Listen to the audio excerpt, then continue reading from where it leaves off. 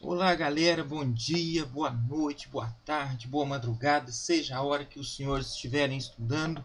Estamos aqui para gravar mais uma aula de geografia dentro do nosso curso de história completo para concursos e vestibulares. Que nomezinho grande, mas é isso aí, a gente só quer passar o melhor conteúdo para vocês poderem ter aquela aprovação que vocês tanto desejam, que vocês lutam e vocês vão conseguir, tá bom, pessoal? Olha, a gente passa a aula aqui, pessoal, mas é sempre bom a gente procurar outros tipos de fontes também na internet, em livros, para a gente poder ampliar esse conhecimento, pessoal, tá certo? Então vamos começar aí a pedido de alguns alunos, né, sobre aspectos físicos de Pernambuco, né, uma aula dentro de geografia falando sobre aspectos físicos do estado do Pernambuco. Um abraço para todos os integrantes, né, os habitantes do estado de Pernambuco. Acham que esse estado representa uma grande importância histórica no desenvolvimento do nosso país e nada melhor do que falar sobre o que é o estado do Pernambuco, né? Passar todas essas informações para vocês, tá certo, pessoal? Vamos lá. Antes da gente falar sobre as características físicas do Pernambuco, primeiro nós temos que ter essa noção do que é o estado de Pernambuco, onde que ele se localiza, onde que e o Branquelo tá miando aí, vocês vão ouvir ele aí no nosso vídeo aí, pessoal, mas não esquenta a cabeça com ele não, que ele é assim mesmo, ele é indecente mesmo. Características de Pernambuco, localizado na região Nordeste, pessoal. No lado aí eu tenho uma figura mostrando sobre o estado na região Nordeste, pessoal. A gente pode ver aí o estado de Pernambuco, né? Ao sul apresenta o estado de Alagoas, ao norte a Paraíba, ao oeste Piauí e abaixo também temos o estado da Bahia, tá certo, pessoal? Só para ter uma noção de onde que está localizado esse estado que tem uma relativa importância na história do nosso país. A capital é Recife, tem aproximadamente 99 mil quilômetros quadrados, né, na sua área. A população do último censo do IBGE de 2010 apontava uma população aproximadamente de 8 milhões de pessoas. 8 milhões de habitantes, pessoal, é bastante gente. E mais para frente a gente vai entender aonde que essa população geralmente se localiza. Já vou dar a colher de chá aqui. A população ela se localiza, a concentração demográfica ela se localiza próximo ao litoral, pessoal. E decorrente da seca, traz um clima instável para a pessoa sobreviver naquele local ali, tá certo? Então ele procura outros recursos, outras fontes para que eles possam prosseguir a sua vida. Nós vamos entender que na parte, né, litorânea, onde que tem um tipo de vegetação diferente, rios perenes, nós vamos entender o que é isso. A gente vai perceber que a população prefere logo esses locais. E apesar do estado ser não tanto pequeno em relação a outros estados, mas ele tem uma diversidade de clima e cobertura vegetal. Tá certo, pessoal? Não é um clima apenas, não é só uma cobertura, um tipo de cobertura vegetal naquele local ali. Apresenta várias coberturas vegetais e nós vamos saber isso tudo falando sobre os aspectos físicos do estado do Pernambuco, pessoal. Primeiramente, vamos falar do relevo completo do estado, tá certo, pessoal? Por quê? Apresenta-se no estado do Pernambuco essas divisões aqui. Esse é um mapa do Nordeste completo. Essas são as sub-regiões que o estado do Nordeste é dividido. No estado do Pernambuco, nós vamos falar sobre a Zona da Mata, o Agreste e o Sertão. São essas três regiões que abrangem o estado do Pernambuco, tá certo, pessoal? Primeiro vamos falar do estado. O relevo pernambucano classifica em três tipos: planícies, planaltos e depressões, pessoal. Nós vamos estudar cada uma delas dentro dessas regiões que eu acabei de falar. Na Zona da Mata, na parte do Agreste e na parte do Sertão, pessoal. Nós também, dentro dessa área aqui, pessoal, nós vamos estudar o clima da Zona da Mata, o clima do Agreste, o Sertão, também o relevo e também a cobertura vegetal desse local aqui. A hidrografia vem por último, com os dois principais rios que eu vou falar para vocês depois, pessoal. As regiões de Pernambuco, como eu falei, a zona da mata é a faixa mais próxima ao litoral, tá certo, pessoal? Naquele local ali, a vegetação, o clima é totalmente diferente das demais regiões, tá certo, pessoal? Apresentamos também o agreste, pessoal, que é a faixa de transição. Nós vamos entender como que decorre essa faixa de transição. E o sertão, que é a zona mais crítica do estado, em decorrência pelas chuvas irregulares e pela seca, né, constante naquele local ali, tornando-se uma zona semiárida, difícil de habitação, de você fazer uma produção adequada para você levantar a economia daquele local lá, em virtude da seca, pessoal. Mas nada naquele local está perdido, porque depois eu vou falar por quê. O relevo, primeiramente a gente vai falar sobre o relevo da zona da mata, tá certo, pessoal? O relevo, né, da zona da mata é uma planície. Primeiro, nós precisamos definir o que é essa planície. Planície é uma grande área geográfica com pouca variação de altitude, tá certo, pessoal? Geralmente, né, nas planícies não ultrapassam os 600 metros de altitude. No caso do Pernambuco, as planícies do estado do Pernambuco não ultrapassam esses 600 metros de altitude em relação ao nível do mar, pessoal. A altitude é sempre medida em relação ao nível do mar. A planície, né, da zona da mata na região de Pernambuco é de formação sedimentar, pessoal. O que acontece? Através do intemperismo naquele local ali, seja pela chuva, pelo clima daquele local ali, pelas variações de temperatura, pelo vento também provoca esse tipo de erosão, esses intempéries, forma-se uma sedimentação. É um planalto, é uma área maior, onde que sofre esses agentes, fazendo o desgaste do seu material de origem, fazendo o desgaste do solo. Esses pedaços fragmentados decorrentes do intemperismo migram para as partes mais baixas, pessoal, sedimentando, tá certo? Vão se depositando nas partes mais baixas do estado, formando, né, essas planícies de formação sedimentar. E as planícies se encontram em áreas mais próximas ao litoral. Nós vamos perceber que, pessoal, que à medida que a gente se adentra ao estado do Pernambuco, a altitude se eleva em alguns pontos, principalmente no agreste, pessoal, onde nós temos o Planalto da Borborema, mas isso é depois, pessoal, tá certo? A gente só precisa entender que o relevo da zona da mata é um relevo de planície, de formação sedimentar. E essas planícies se encontram nas áreas mais próximas ao litoral, uma altitude de 600 metros, né, em relação ao nível do mar, pessoal. E vamos lá para o clima da zona da mata. No clima da zona da mata é um clima tropical, onde que apresenta temperaturas, pessoal, temperaturas elevadas, geralmente entre 18 e 26 graus, tá certo, pessoal? E apresenta estações bem definidas, com chuvas, pessoal. As chuvas nesse local, no clima da zona da mata, é bem distribuída, tá certo, pessoal? Por isso que com a chuva bem distribuída, o solo ele torna-se mais fértil, o que favorece uma produção diferenciada, né? Produção agrícola, pecuária também naquele local ali, em virtude desse solo mais fértil, tá certo, pessoal? E índices pluviométricos, né, que é o índice da chuva, varia entre 1000 e 1750 milímetros. É coisa pra caramba, pessoal, tá bom? Então, nós podemos tirar aí que o clima da zona da mata é um clima tropical. Lembrando que é um relevo de planície junto com esse clima tropical, tá certo, pessoal? A vegetação da zona da mata, galera, apresenta-se de manguezais.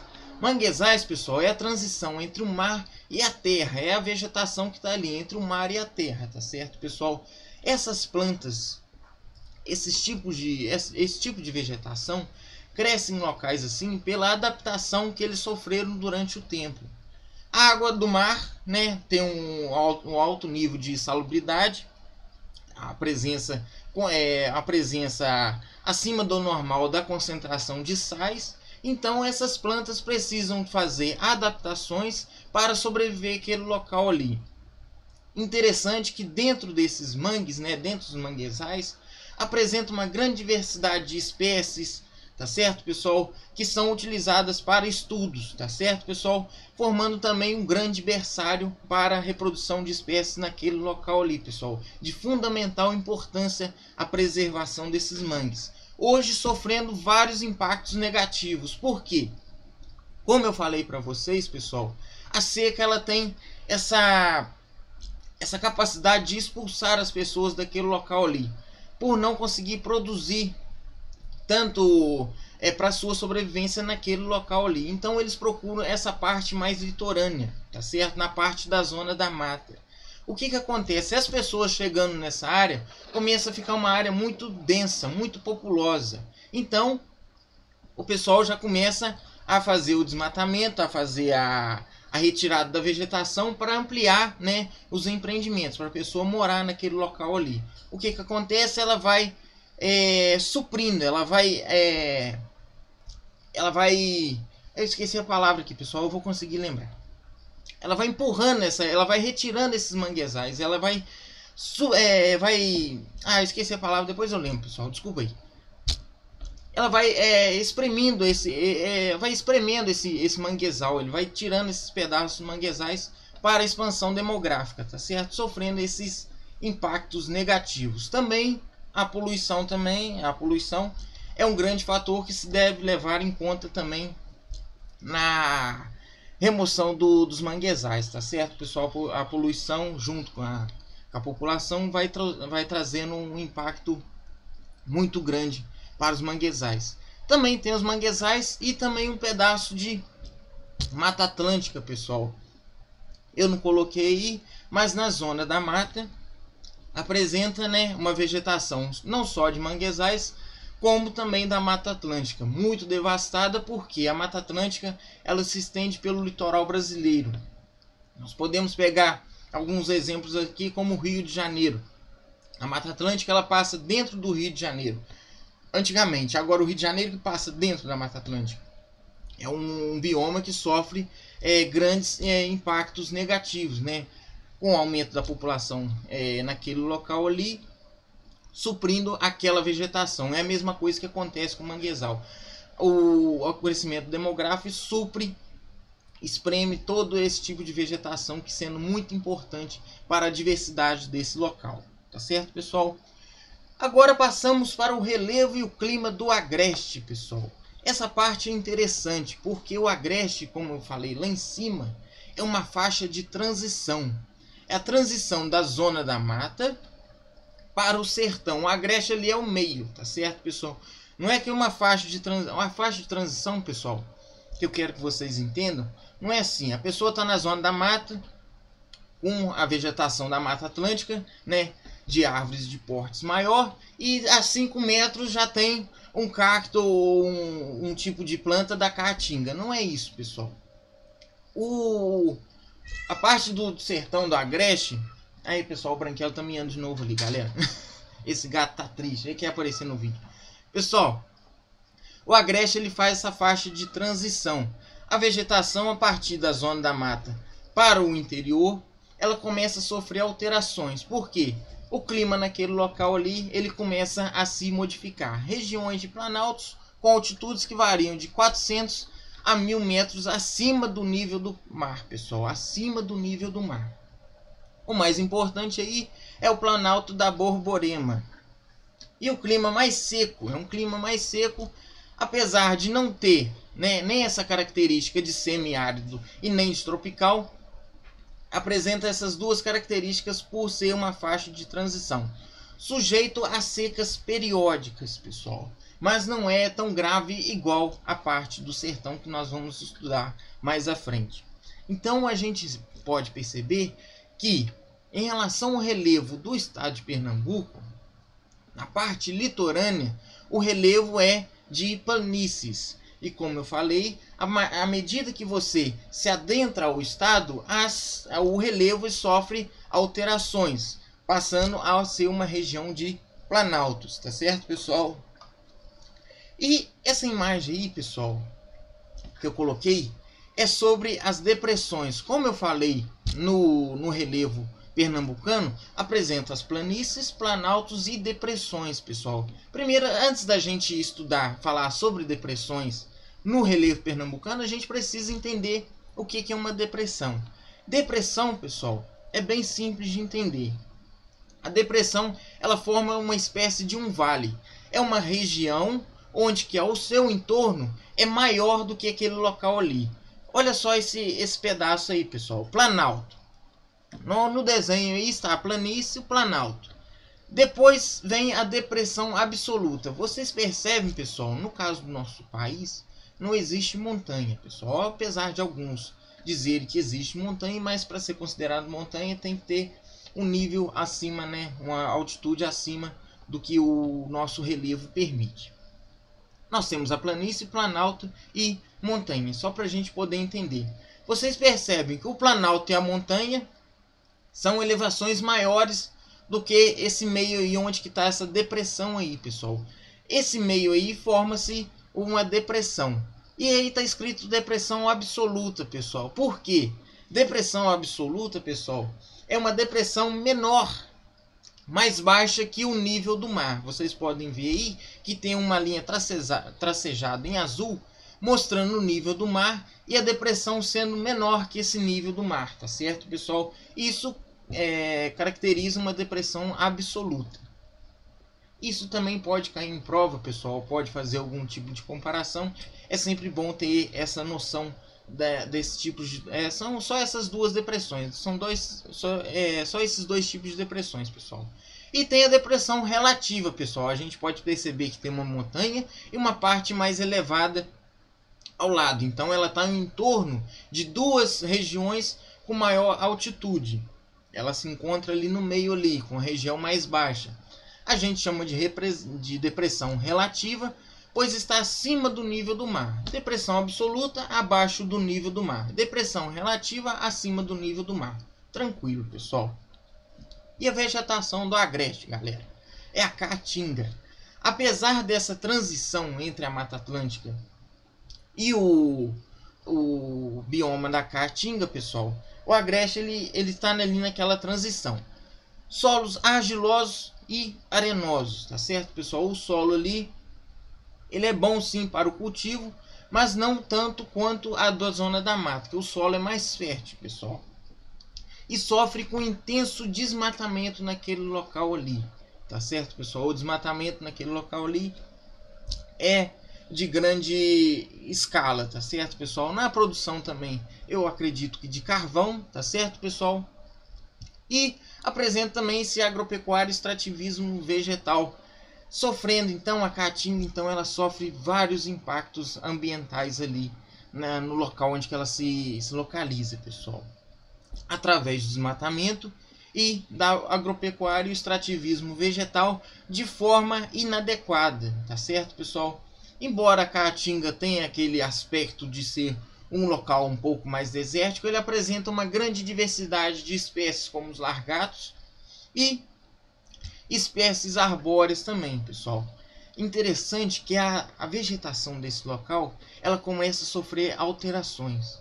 A gente pode perceber que na zona da mata as árvores, a composição arbórea daquele local ali apresenta folhas maiores, tá certo, pessoal? As folhas daquela composição arbórea ali é maior. Já na caatinga, a gente já tem espécies como mandacaru, como os cactos. Por quê? Essas espécies sofreram adaptações decorrentes ao clima daquele local ali, pessoal. O cacto, ele apresenta aqueles espinhos. Aqueles espinhos não são nada mais do que folhas, tá certo, pessoal? Aqueles espinhos ali que a gente chama de espinho, aquilo ali é a folha. Ela sofreu uma adaptação para não perder a água da planta, tá certo, pessoal? Pela transpiração. Nós transpiramos, as plantas também transpiram.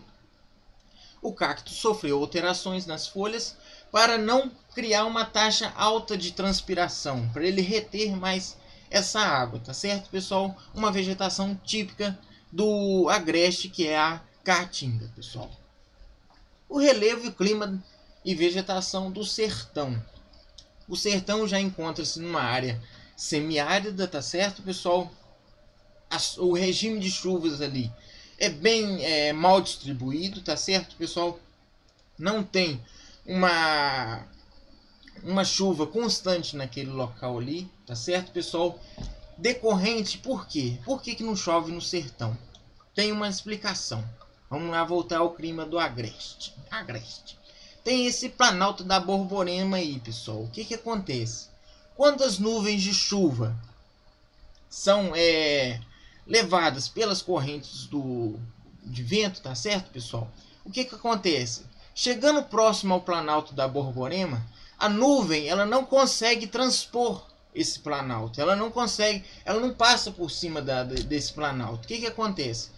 Quando ela chega próximo ao planalto da Borborema, ela começa a se elevar para transpor esse planalto. Só que a concentração de gotículas de água dentro da nuvem tornam-se ela um pouco mais pesadas. Ela não consegue transpor. Então ela chove antes da hora, tá certo, pessoal?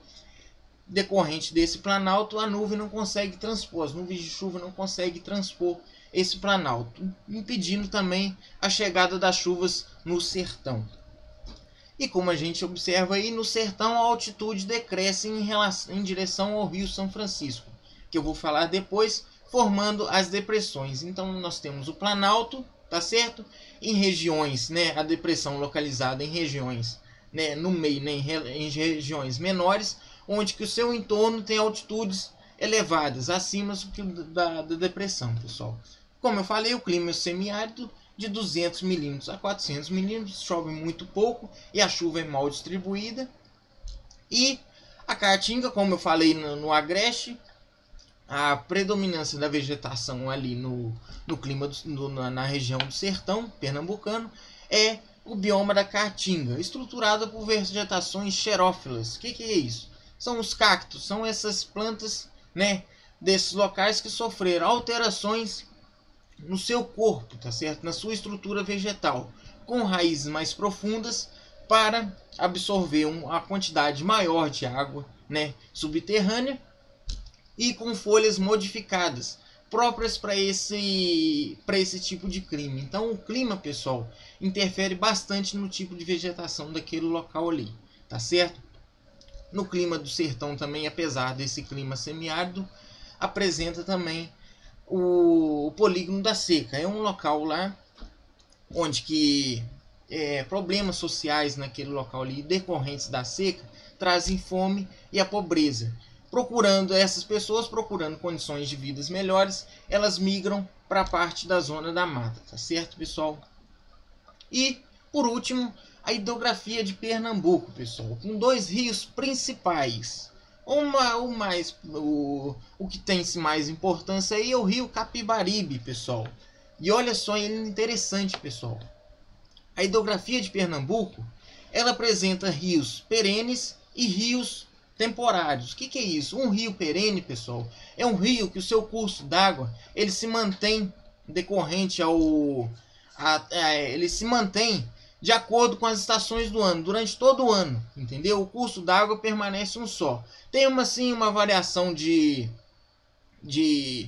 profundidade em alguns locais em épocas mais secas, mas ele permanece constante. Sempre tem aquele riozinho fluindo ali pelo local. É o caso do Rio São Francisco, pessoal.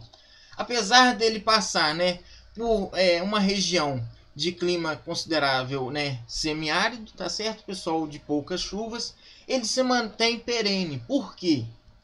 A nascente do Rio São Francisco decorre do estado de Minas Gerais, pessoal. E os afluentes dele, né, do São Francisco, que abastece São Francisco, é decorrente de áreas de grande pluviosidade naquele local ali, abastecendo, né, o Rio São Francisco. No caso do Rio Capibaribe, que corta praticamente quase todo o estado do Pernambuco, né?